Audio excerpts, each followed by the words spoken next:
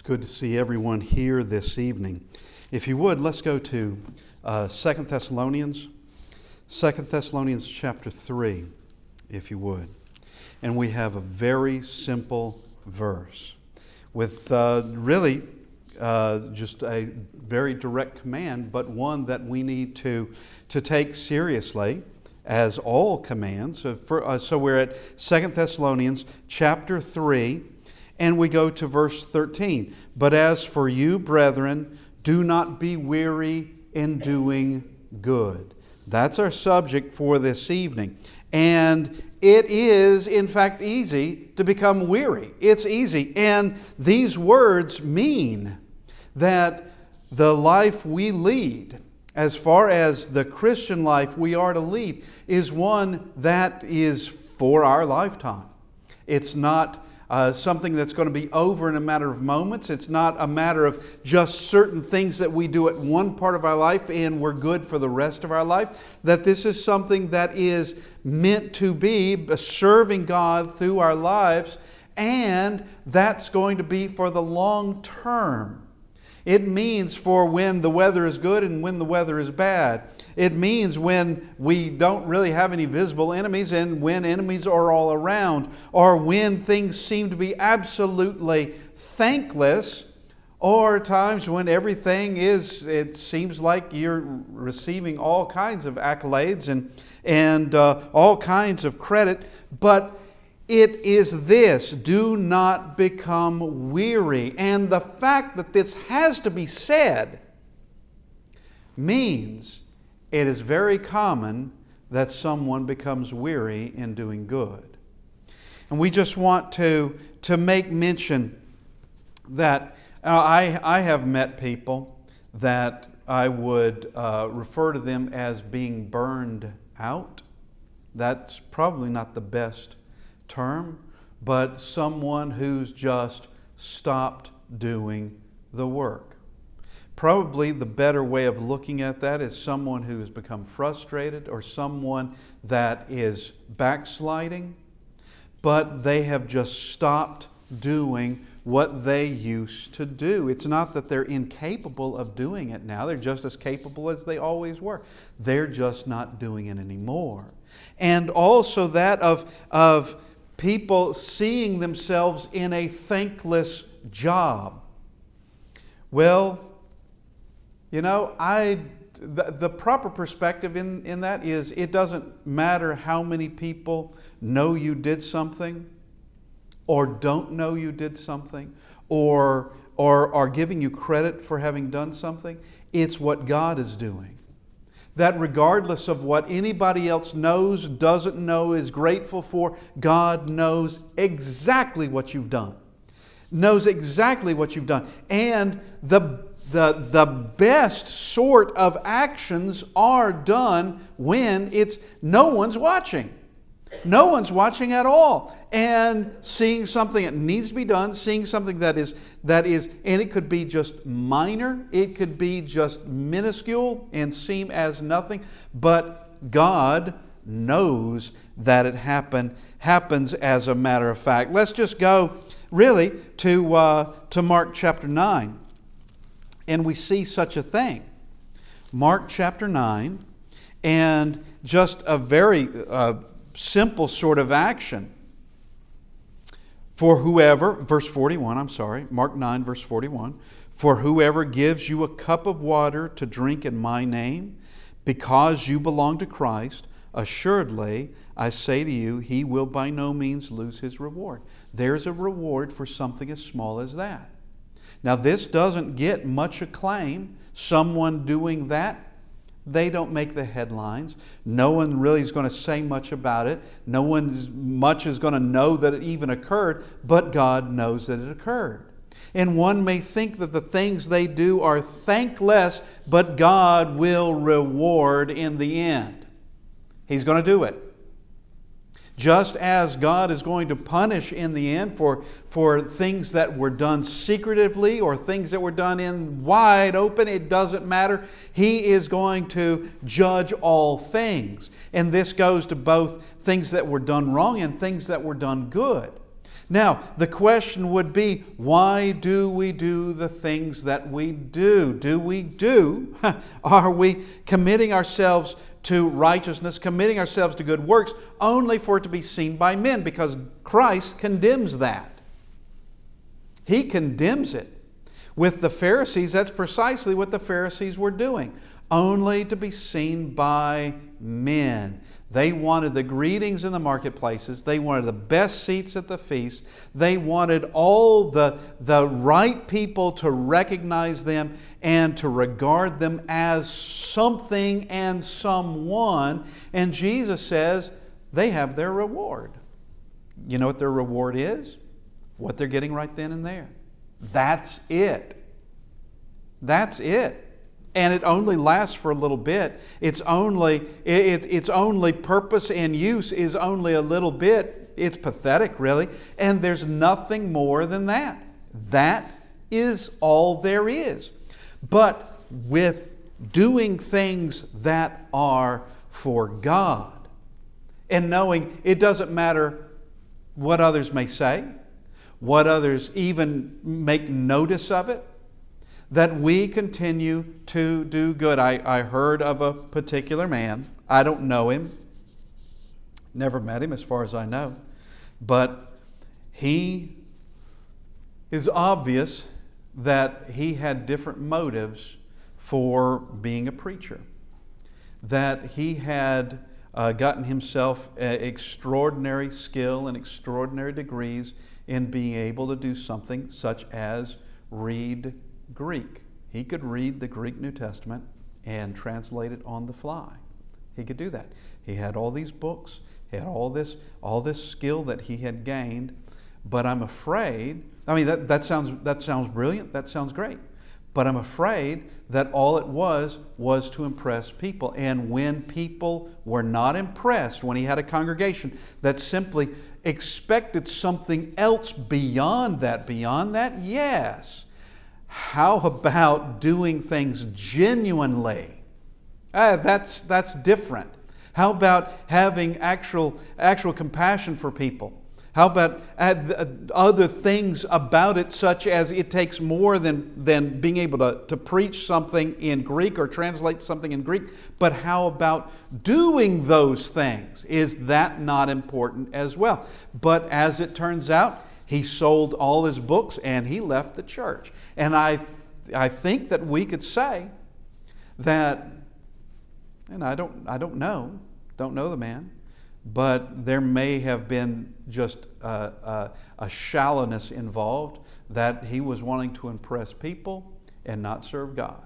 You do that with the right motive, good, use it.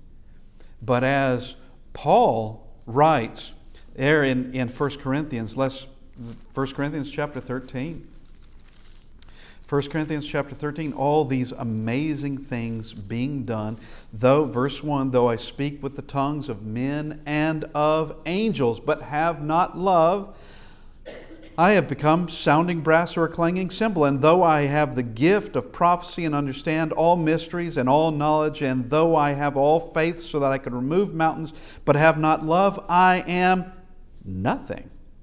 And though I bestow all my goods to feed the poor, and though I give my body to be burned, but have not love, it profits me nothing.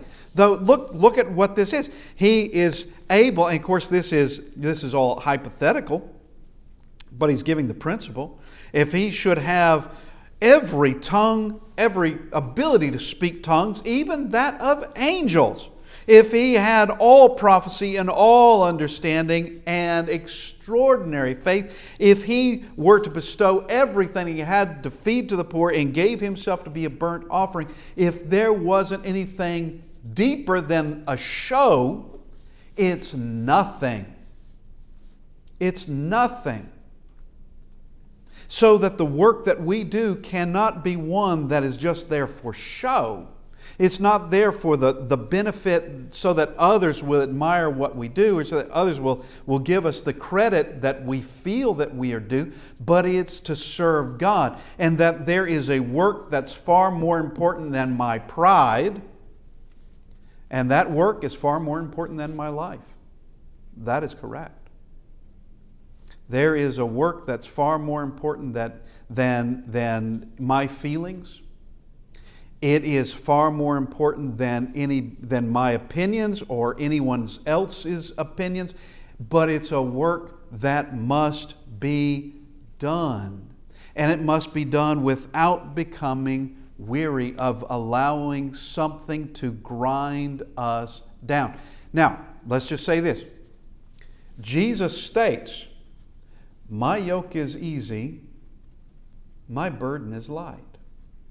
There's not a single thing that Christ has given us that we can't do. There's not a single thing. He has called us to do something. He's called us into His work, into His church, into His kingdom, into serving Him. There's not a single thing there that we cannot commit ourselves to. One way or another, we can do it. So if we're feeling like we're being ground down, well, that may be just a way that we are in fact being that living sacrifice, and continue on. Just being that living sacrifice that we've been called to do, and continue on. If we go to a place like 2 Corinthians, let's go there. 2 Corinthians and chapter 11.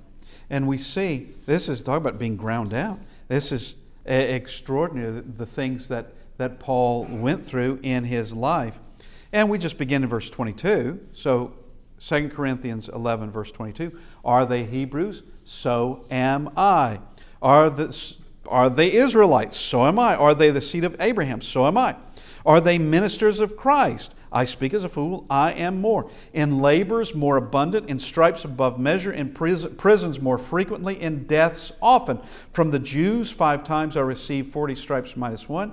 3 times I was beaten with rods. Once I was stoned. 3 times I was shipwrecked. A night and a day I've been in the deep. In journeys often, in perils of waters, in perils of robbers, in perils of my own countrymen, in perils of the Gentiles, in perils in the city, in perils in the wilderness, in perils in the sea, in perils among false brethren, in weariness and toil, in sleeplessness often, in hunger and thirst, in fastings often, in cold and nakedness. Besides the other things, what comes upon me daily? My deep concern for all the churches. Now I'm going to say Paul was imitating Christ very well.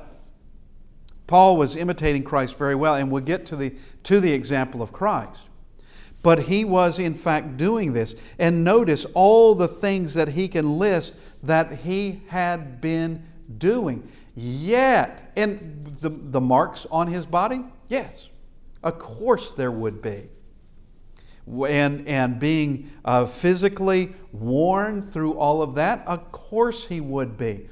But continuing in the work nonetheless. He's not becoming emotionally worn down. He continues on. And there's not a single thing Christ asked Paul to do that he could not do. And he did, evidently. He did. Paul had his failings, yes, and he willingly admits that. And in that admission shows the importance of Christ. That Christ is necessary for everyone. And here is Paul, and in his own age, I don't know anyone in the first century among men who could have said, I've done enough. I'm taking my ease. I don't know anybody who would have a better excuse for doing that than Saul of Tarsus. But he doesn't. When he's in prison, what's he doing? Well, he is having Bible studies. He is writing letters. He's continuing to do things. He obviously would be worshiping. I suppose they would be, if he was under house arrest, they would be coming to him to worship there with him. That's what he would be doing. And when Paul states, do not grow weary in doing good, he has every right to say that. Of course, it's the Holy Spirit saying it, but He's not saying it as a hypocrite, is He? It's the things that He has done. And I have to say, it would be very difficult for me to have pity, and it's just me personally, having pity on a town where one moment they wanted to worship me as a god, and the next moment they're trying to kill me with stones. It'd be very difficult for me to want to have anything to do with that city, with that town. And yet, Paul does. He has been left for dead. Some would say he is dead. Some would say he's just left for dead. They thought he was dead. Personally,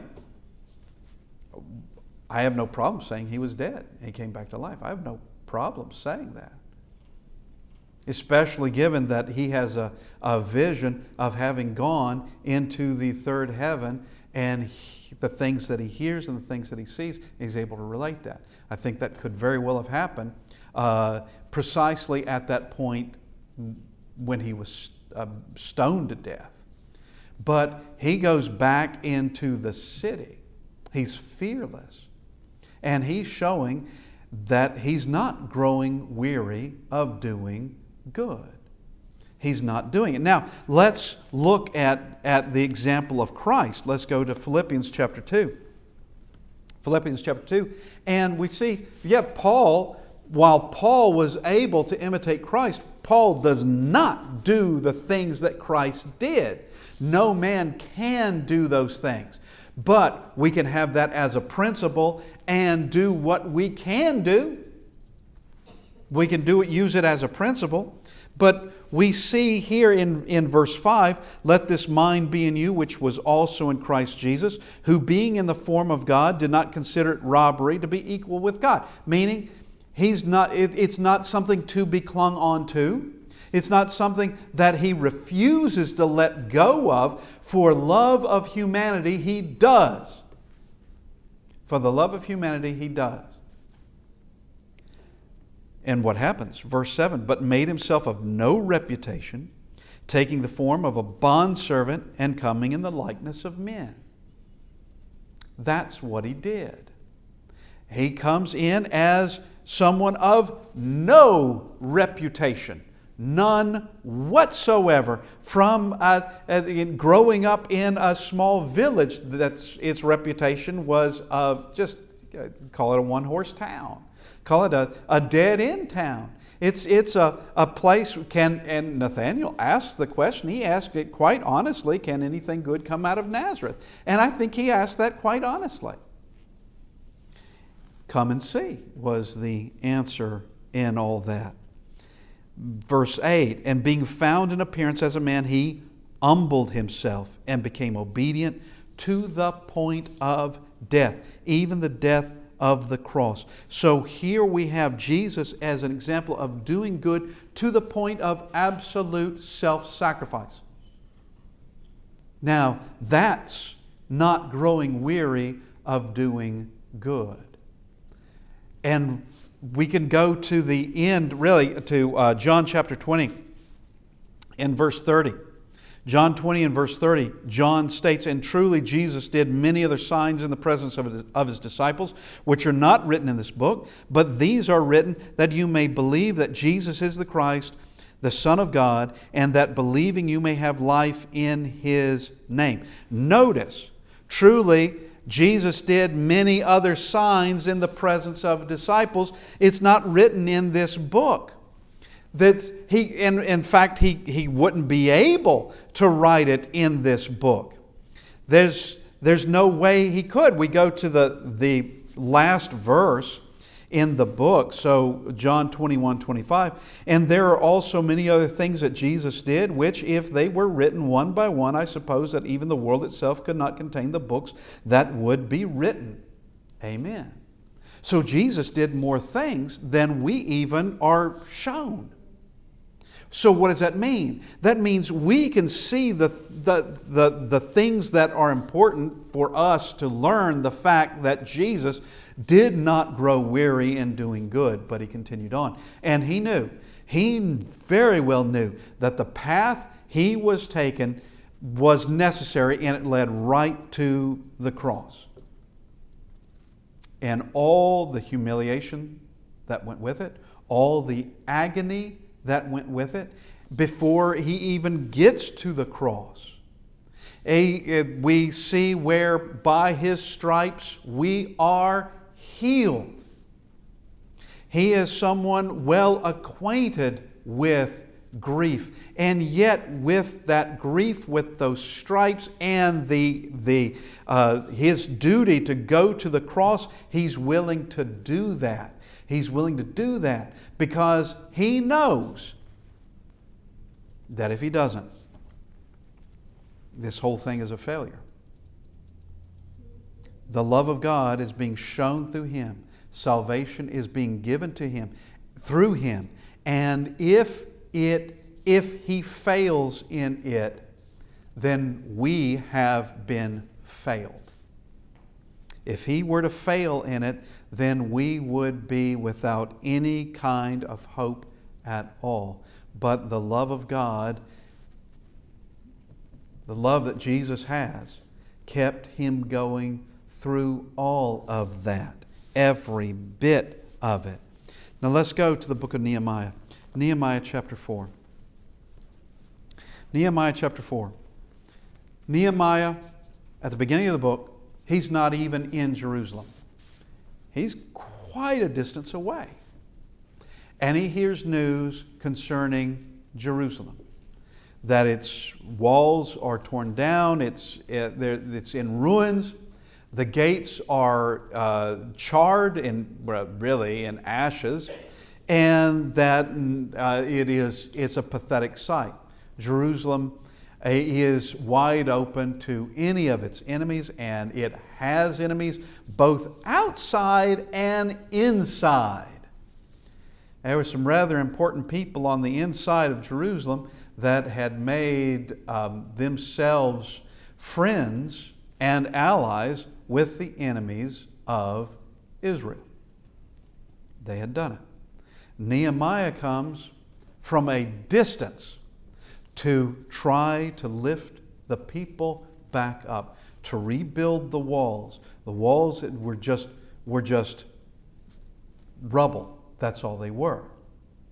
Now, any one of them could have begun rebuilding the wall, but they weren't doing it. It took someone traveling hundreds of miles to get there, and I don't know how long it would have taken him to get there, but hundreds of miles to get there to begin to encourage them to do this very thing. And they are. They are encouraged. They see that there is a hope. They see that they can have their city back, really back again, and it can be their own. And not always just an easy target for anybody that wants to come through and pillage or do whatever they want to do and go right back out into the wilderness. Because that's what could happen. And this is also the point of time in which they're going to rebuild the temple. But also simultaneously rebuilding the people as well, because they have just been really languishing, doing nothing, feeling just defeated and could never be anything other than defeated. And here comes Nehemiah secretively surveying the walls, and then the project is going to begin. But there must be a rebuilding of the people. And we come to this, Nehemiah chapter 4 and verse 6. So we built the wall, and the entire wall was joined together up to half its height, for the people had a mind to work. They turned into a different people. They had no desire to rebuild that wall. They would have seen themselves, once again, as a defeated people, a hopeless people. This is just their plight. Nothing can be done about it. But that's not what God wanted for them. And because they had a mind to work, they did what their enemies thought they could not do. And their enemies thought they couldn't do it because their enemies had friends on the inside. And once again, very important friends on the inside. And they thought that they could spoil the whole thing, and this could not be done. And by way of intimidation, they tried to stop Nehemiah, and he wasn't going to be intimidated. And by the threat of attack, they thought they could stop Nehemiah. But what do you have? You have builders now that, in one hand, they have a sword now. They can build while holding a sword. And so what happens? The people are rebuilt, the wall is rebuilt, the temple is rebuilt, and you have a people now that have hope once again. And in all of that, you would have seen a people that had just been trodden down on, that they just did not think of themselves as being much of anything. But when they went to work, they could rebuild the wall, rebuild the temple, rebuild themselves, and become great again. Do not grow weary in doing good. What God has called us to do, let's do it. And not grow weary in it. What God has asked us, commanded us in service to Him, that's what we do. That our life here is, or I should say, our service to Him, once again, is not just some kind of one-time act of something and we're good to go. That's all there is to it. Just a little of this, a little of that, one-time event, and all is well. He expects us to serve Him in whatever life we have, whatever time we have. And it can be years. We don't know. But we must prepare ourselves for the long haul, prepare ourselves for however long it takes. And it's easy to do difficult things in a short period of time, and then that's all we're going to do. Just a short period of time. But it's different when it's a work that's expected for the rest of your life. And it's not a sprint, it's a marathon. And it's not Matthew chapter 25 with the 10 virgins waiting on the bridegroom. It's not just in their imagination, I guess with the foolish ones, their imagination, I guess he was going to come fast. That he was going to be there fast before they were going to need any oil whatsoever or need much oil at all. But that wasn't the case. They were not prepared for the time that was necessary. We must be prepared, and we must emotionally set ourselves to determine that regardless what happens, we continue on in the work. Regardless of any slights or insults, regardless of not receiving any kind of credit, God will supply that. He'll supply it in the end. And He knows. And He will do it justly. And He will do it far greater than any person or people could have done it here and now. Far more. And we ask this evening that we look at our own lives. Judgment will arrive. And Christ is going to judge us all. Are you ready for that? We ask, if you need to respond to the invitation, that you come as we stand and sing.